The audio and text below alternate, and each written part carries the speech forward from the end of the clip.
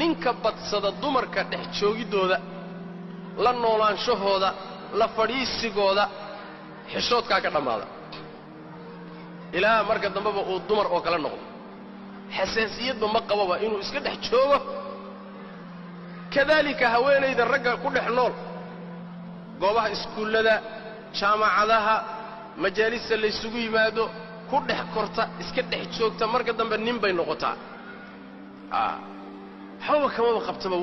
habay yaraatee dhaqankii iyo dabeecaddii raggoo kale qaadanaysa xishoodkuna waa ka dhammaanaya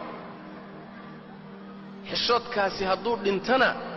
waa saa aan soo sheegno iimaankii asaaska u ahaa diinta waa dhimanaya waa qodobbada kaleetiyo waxyaalaha kale ka dhalanaya way fara badan yihiin waxaa ka mid ah labada jinsi kullamaa ay kala maqnaadaan mar kastoo ay kala qarsoon yihiin oo ay kala fog yihiin xiisaha ay isu qabaan baa badanaya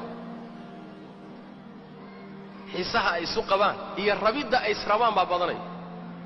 haddii laakiin inta laysku dhex sii daayay ay isku rigtaan oo isdhex galaan oo ikhtilaadaan raggana xasaasiyadaa ka tegaysa dumarkana xasaasiyadaa ka tegaysa waa waxa reer yurub haysta waay caddaankan iyo mujtamacaadkan reer yurub dhibka haysta way ninkii waxaaba laga yaabaa haweentii waa u baahan yahay laakiin maba dareen qaadayaba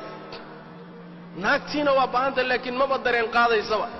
dareenkii maxaa tagsiiyey dareenkii waxaa tagsiiyey waa laysku rigtay waa laysku dhex jiraa lama kala soocna wixii waa dhintay marka leanna waxaa la yidhaahdaa kasratu almasaas tudhibu alixsaas baa la dhahaa taataabashada faraha badan waxay tagsiisaa dareenkaa dhimanaya marka dareenku inuu dhintana lama rabo maqsad weyn baa ku jiro sharci ah saas daraaddeed dumarka waxa loo asturayo indhaha looga asturayo waxaa la rabaa ishu markay ku dhacdo horayna aynu u arki jirin macno weyn bay u samaynaysaa ishu laakiin hadday ku badato war wuxuu waa waxaad arki jirtay waa soo wixii uun halkaasay u taagantay xikam fara badan oo marka sharci ah oo innaga markaa inaynaan ku baraarugin ay dhici karayso baa meesha ku jirta xikam fara badan baa ku jira